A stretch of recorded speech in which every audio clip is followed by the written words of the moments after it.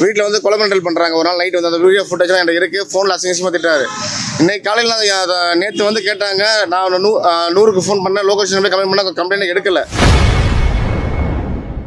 சென்னை பல்லாவரம் அடுத்த பம்மல் பகுதியில் திமுக வட்டச் செயலாளர் அனிஷ் மற்றும் அவரது சகோதரர் ஆகியோர் மாதம் 3 லட்சம் ரூபாய் மாமூல் கேட்டு மனைவியை தொந்தரவு செய்வதாக குவாரி உரிமையாளர் கண்ணீர் மல்க கதரும் வீடியோவை பாஜக முன்னாள் மாநில தலைவர் அண்ணாமலை வெளியிட்டு முதல்வர் மு.க. ஸ்டாலினை கிழித்து தொங்கவிட்டுள்ளார். என் பேர் பீட்டர் காஸ்பர்.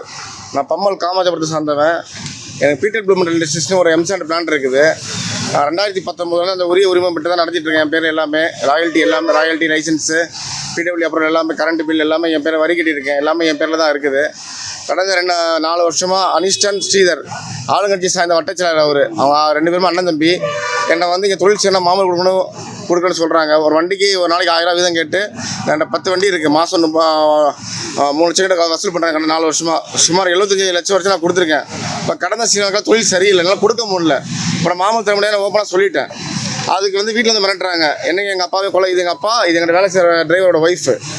வீட்டில் வந்து கொலை மிரட்டல் பண்ணுறாங்க. ஒரு நாள் நைட் வந்து அந்த வீடியோ ஃபுட்டேஜ்லாம் என்கிட்ட இருக்குது. ஃபோனில் அசிங்கமாக திட்டாரு. இன்னைக்கு காலையில் நேற்று வந்து கேட்டாங்க. நான் 100க்கு ஃபோன் பண்ணேன். லொகேஷன் போய் கம்ப்ளைண்ட் பண்ண கம்ப்ளைண்ட் எடுக்கலை. இன்னைக்கு காலையில் மறுபடியும் பிளான்ட்டை ஏற்றிட்டு இருக்கும்போது நானும் எங்கள் அண்ணன் உள்ளே இருந்தோம். வந்து அத்துமீறி அழிஞ்சு தாக்குனாங்க. கழுத்தில் அடிச்சிருக்காங்க. நான் ஏசார் நம்பர்லாம் வச்சுருக்கேன். லாரி விட்டது இவங்க ஹஸ்பண்டை பிடிச்சி அடிச்சிருக்காங்க. மூக்கில் குத்தி ஜிஎஸ் அட்மிட் பண்ணி வச்சுருக்கேன். அதுக்கப்புறம் வீட்டுக்கு போய் இவங்கள பேர் கம்ப்ளைண்ட் கொடுக்கக்கூடாதுன்னு. அதனால் இப்போ கமிஷன் ஆஃபீஸ்க்கு வந்து நான் புகார் கொடுக்க வந்திருக்கேன். என் புகார் மேலே நான் சட்டப்படி நடவடிக்கை நான் கேட்டுக்கொள்கிறேன். வேறு எதுவும் கிடையாது. மேற்கொண்டு அவங்க என்கிட்ட வந்து கொலை முயற்சி பண்ணி கொலை பண்ண அடிக்கடி மிரட்டுறாங்க. அண்ணன் தம்பி 2 பேரும் சேர்ந்துட்டு குடும்பத்தோடு வந்து மிரட்டுறாங்க. வீட்டில் எங்கள் அம்மா அப்பாவை எல்லாத்தையும் மிரட்டுறாங்க. எனக்கு வந்து அவங்ககிட்ட தக்க பாதுகாப்பு வேணும், அவ்வளோதான். செய்திகளை உள்ளது உள்ளபடி தெரிந்து கொள்ள ரெஃப்ளெக்ட் நியூஸை சப்ஸ்கிரைப் பண்ணுங்க.